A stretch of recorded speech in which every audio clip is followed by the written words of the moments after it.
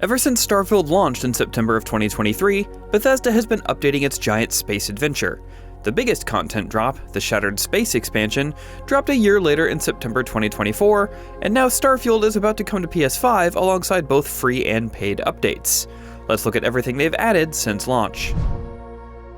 Since I'll be skipping over a lot of the small changes since there's a ton of small quality of life updates, feel free to check out Bethesda's news feed on their website, where they fully break down what each patch brings to Starfield.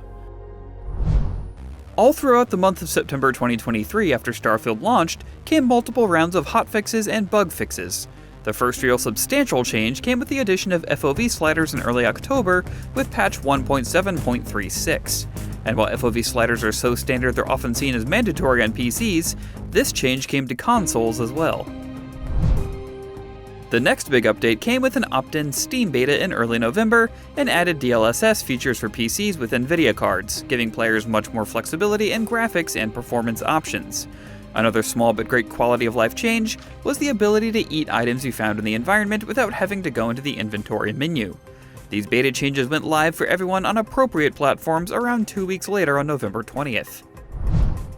At the end of January of this year, we saw a huge round of bug fixes, lighting improvements, and even improved widescreen support, allowing for 32:9, 21:9, and 16:10 resolutions.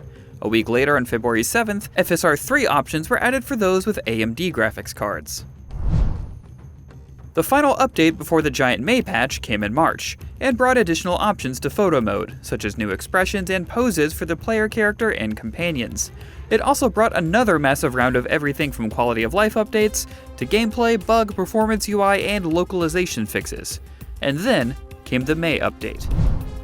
Patch 1.11.36 on May 15th was the most substantial update to Starfield to that point.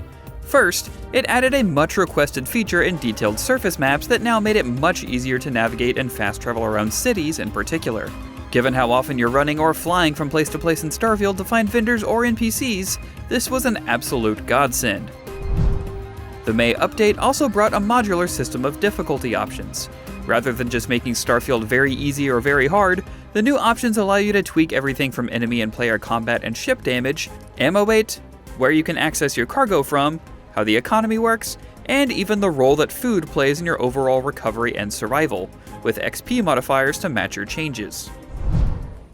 New options and interfaces for customizing your ship were also added, making interior decorating closer to outpost management, a real boon for all the life sim sickos out in space. You could also now fully change your appearance and, more importantly, your traits when entering New Game Plus, toggle a new third-person dialogue camera, and better organize your inventory with tabs. For console players, they finally got the new display options they were asking for. A new framerate target option, the ability to prioritize visuals or performance, and even new VSync options were all added to Xbox Series X, with Series S receiving the same update 3 months later in August. Console players were no longer stuck at 30 FPS. The next big update came just a month later in June with the Creation Kit, Bethesda's official modding tools. The Creations menu inside of Starfield was also added to allow you to download these mods in-game. This came hand in hand with the Trackers Alliance, a new collection of bounty hunting missions that started for free with the first mission, prompt. Good trait for a tracker. with following quests purchasable through Starfield's Creations menu. This update also brought a separate bounty scanner system, which allowed you to confront people who had money on their heads and neutralize them for a reward, as well as a new missions board from the Elite Trackers Alliance. Ammo crafting was also added in case you got tired of scrounging and just wanted to make new bullets yourself. In August of 2024, Bethesda finally added the much-discussed land vehicle, the Rev 8, for free. Once you add a vehicle module to your current ship, you have access to this new land cruiser, complete with a turret, boosters, and armor to help you navigate planet surfaces. Shattered Space released in September of 2024. It's centered around House Varun, a cult that followed a god called the Great Serpent, and offered a new series of quest lines surrounding the religion you only knew the fringes of in the main game. Other than the story content, and a few new weapons, there wasn't much else added to Starfield overall. After the release of Shattered Space, the pace of sizable updates slowed down. Mostly what was added between then and now was several rounds of Creation Kit additions, as well as bug fixes and quality of life improvements. But on March 17th of this year, a PlayStation 5 version of Starfield was announced and will be released on April 7th. There's a standard edition with the base game and all the free content updates, and a premium version that includes Shattered Space, creation credits, digital and cosmetic goodies, and the upcoming Terran Armada DLC. With this PS5 release also comes the completion of the Bounty series that started with the addition of the Trackers Alliance, a free update called Free Lanes, and the aforementioned brand new paid DLC called Terran Armada. Let's go over those now. 5 new bounty contracts are being added to the Bounty series that was introduced with the Trackers Alliance way back when the Creation Kit was initially released. These new contracts bring the total amount of bounties in this series up to 7, and since it's part of the Creation Kit, will cost creation credits in order to play. Unlike Free Lanes and Terran Armada, this update is already live. Free Lanes adds a cruise mode to Starfield, which lets you fly freely between planets, as well as set your ship to autopilot so you can tinker around while you travel. It also adds many points of interest and encounters you can check out while in space. On top of cruise mode, there's a new resource called X-Tech that changes the way weapon upgrades work, and allows for rerolls on perks for new legendary effects.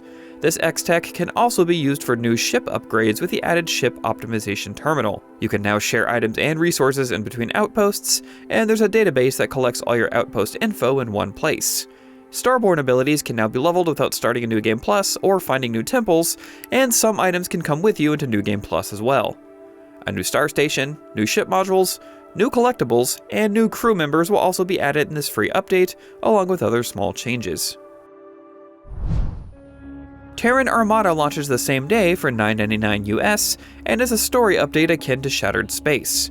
Rather than staying in one new location to unravel the mysteries behind a cult, this questline will be galaxy-spanning, and you'll be facing the Terrans, an army of robotic soldiers. There's also a new crew member, a Terran named Delta. Part of the storyline adds a new gameplay system, incursions. These are small pockets of Terran resistance that you can either seek out or avoid, and you can tweak how often the non-story ones appear in the options menu.